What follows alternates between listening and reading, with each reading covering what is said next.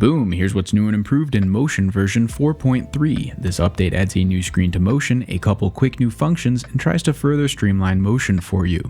Let's dive in and cover the all-new easing screen. Since this edition is much larger than a regular new tool, the icon to navigate is in the main navigation. When you first open the easing screen, there's a lot of new things to look at, so we'll click the gate in the top left and that will isolate all the important ease screen elements. You can click the gate icon anytime to hide and show the UI in the same way.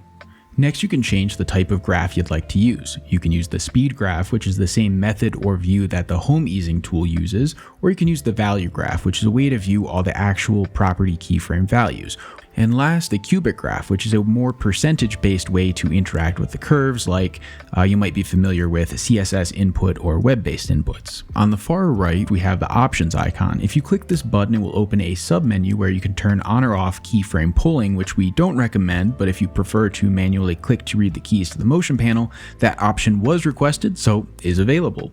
Since this easing screen is a bit expansive, there are a couple keyboard shortcuts that you can use, and you can refresh your memory anytime under the tips and tricks option to view them. Last, under the options submenu, since this ease screen is so new, would love any suggestions, ideas, or input to improve this screen even more. Now let's move on to the interactive elements. This bar here will preview the easing curve. You can click anywhere in the bar to preview and even see under or overshoots of whatever values you set. The graph section works similar to handling Bezier curves in the graph editor in After Effects, and you can drag out Bezier handles from linear keyframes to change them into easy ease keyframes and adjust the selected keyframes. Of course, you can add in the shortcuts from the tips and tricks to work with the Bezier handles with more control. You can lock the Bezier handle speeds to 0 by shift dragging, or if you'd like to unify the Bezier handles, you can command drag. It's great to have the different types like speed, value, and cubic to perfect your keyframes and animations. You've probably noticed when in the value view that there are coordinate values. The bottom values indicate the time code of the keyframes, and the side values indicate the actual property values for the key as well.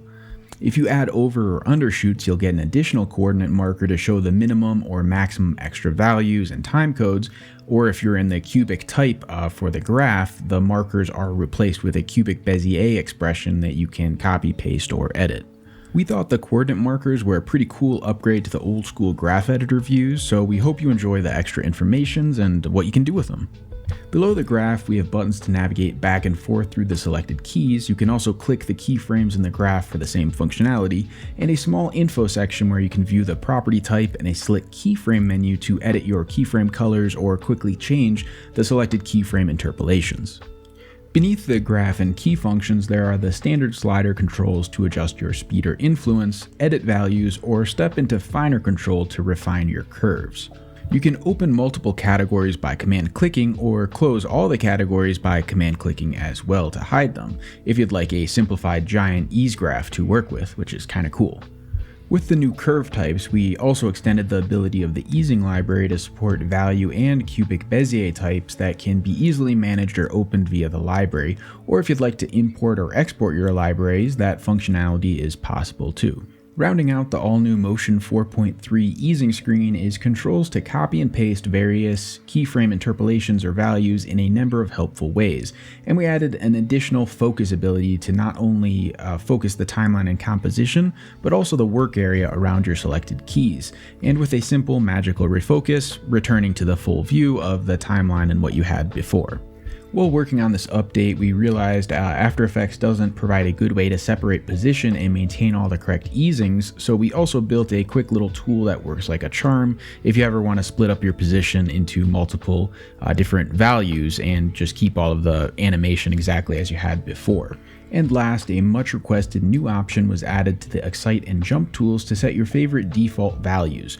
We have a system in progress to make setting defaults even easier for all the tools in Motion 4, but baby steps. Anyway, thank you for supporting Mount Mograph and the tools we make. Please enjoy the update to Motion version 4.3. Peace.